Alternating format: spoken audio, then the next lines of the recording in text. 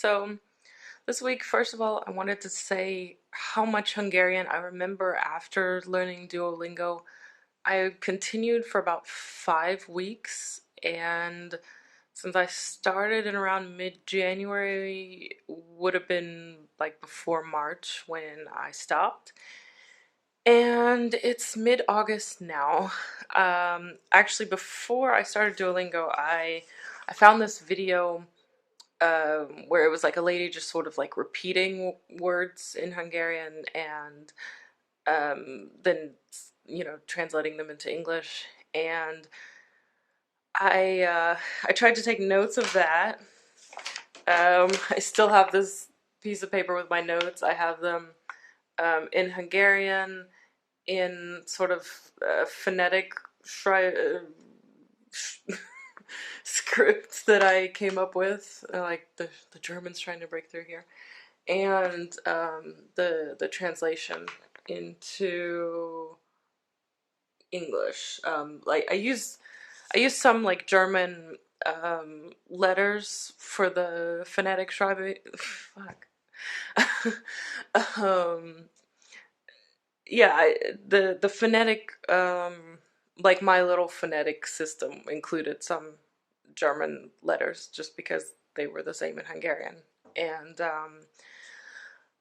honestly, like if I look at the Hungarian side without the translation, I really don't remember anything. Just from being on Facebook the last few weeks, I've seen people say "sia stock." So I remember that means hi. Um, the other words, like if I read them off now, they look familiar. Not even all of them, but I've seen Kozanam on Facebook lately too, and I didn't want to look it up. I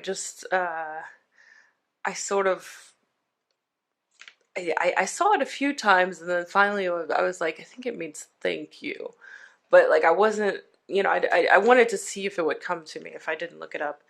Ige and Nem are the two, and Kichi. Ige, Nem, and Kichi are like the three Hungarian words that are solidly ingrained because I was teaching a German course to some Hungarians several years ago, and I learned those words from them.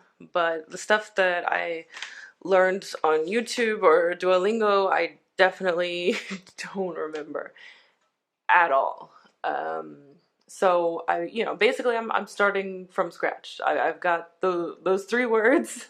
See ya. So like four if I count Kuzunum, five. Okay, that's it. That's my entire vocabulary. Um, but as far as Duolingo, um,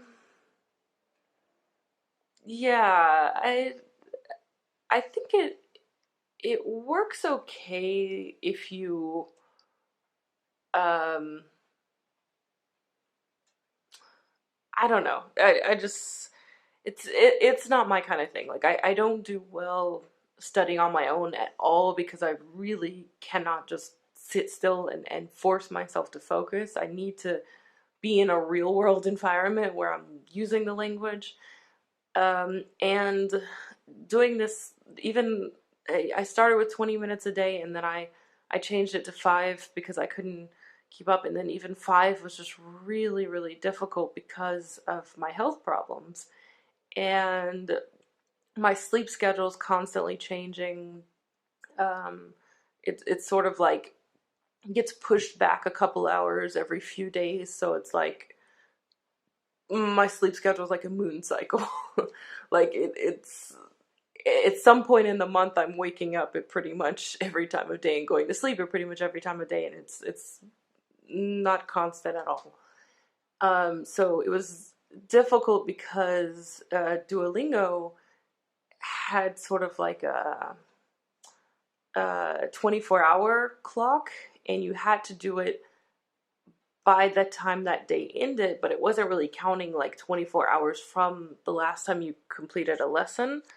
So sometimes it had been less than 24 hours, but Duolingo was counting it as the next day, and ended up considering that I had missed days, which I really felt that I hadn't. And with my health problems, it was really difficult anyways. Like when I finally managed to get around to doing it, it was really difficult for me to concentrate, and it became more of a struggle as time went on, even though it was only 5 minutes a day. So, I'm really not crazy about this whole system of having to uh, having to do something every day. And I even actually tried emailing them to tell them. And I changed the time zone on my clock like all the way to whatever time zone is like all the way in the Pacific, like where the line is. uh what is that, the prime meridian? um yeah. Just to give myself, like, so that my days were not ending until like 5 or 7 in the morning or something, just to give me more time. um but yeah, they responded to the emails at first, and they would like give me a couple days back, but then I think there were also like some technical issues with the app. Like it was saying I had missed days when I clearly hadn't too, on top of everything else. But also just like with my health problems, um, it would be really nice if you could just miss a day without being penalized for it. And if you do miss a day and you want to keep your streak, then you have to pay for it.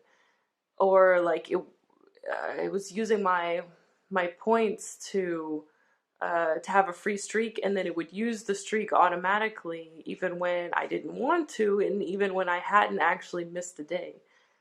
Um,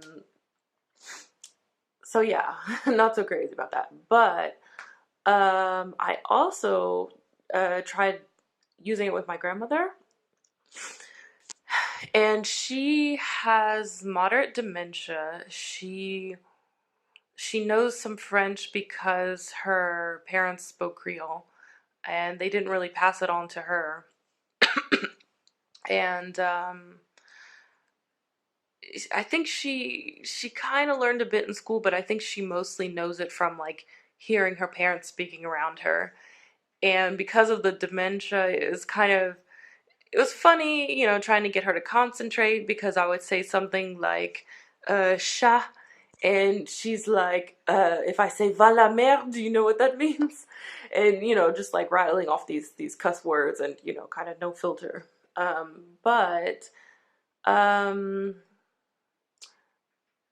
just going through that with her made me realize that if you don't know any French at all, it's not like it's really teaching you in a way that you're gonna grasp it. I think she did pretty good with the sentences, because like somewhere in there she already knew this stuff, and for that it's really good as sort of like um, maybe a refresher to keep your mind a bit more active. But it was difficult using the phone when like when we had to type or something. So then I gave her the, well, no, what was it? I think she was having trouble tapping the buttons on the phone. Because she didn't know how to, like, there's like a art to like tapping on the smartphone. And she it was nice on the smartphone because she could hold it in her hands and everything, but it was difficult because she couldn't press the right way to get to complete the lesson. But then on the other hand, I switched, and I had her doing it on the computer, and it's sort of like a very simple mobile layout even when you use it on the computer. And that was difficult because of course she didn't know how to like move the mouse to click on everything, and I would have to like walk her through dragging the mouse to the right spot every single time. And then I realized you can actually just use the keyboard for pretty much everything. So, I turned off, instead of doing like the typing function, there was like another way to just basically select everything with the keyboard. So, um, yeah, I think, yeah, if you have a chronic illness and doing something consistent like that, it's not ideal. If you're learning from scratch, really wouldn't say it's ideal either. At least not by itself. Um, but yeah, for her, I think, yeah, I think it's a good little exercise to like maybe keep your mind sharp, or like a supplementary thing, kind of like they say, like playing Sudoku or whatever. So, um, yeah, I'm going to be heading out in, let's see, today is Tuesday, so my flight is in 1 week, but I'm not actually posting this video until, let's see, I've got one video posting this coming weekend right before I leave, and then this video will post the next weekend, which will be my first weekend in Hungary.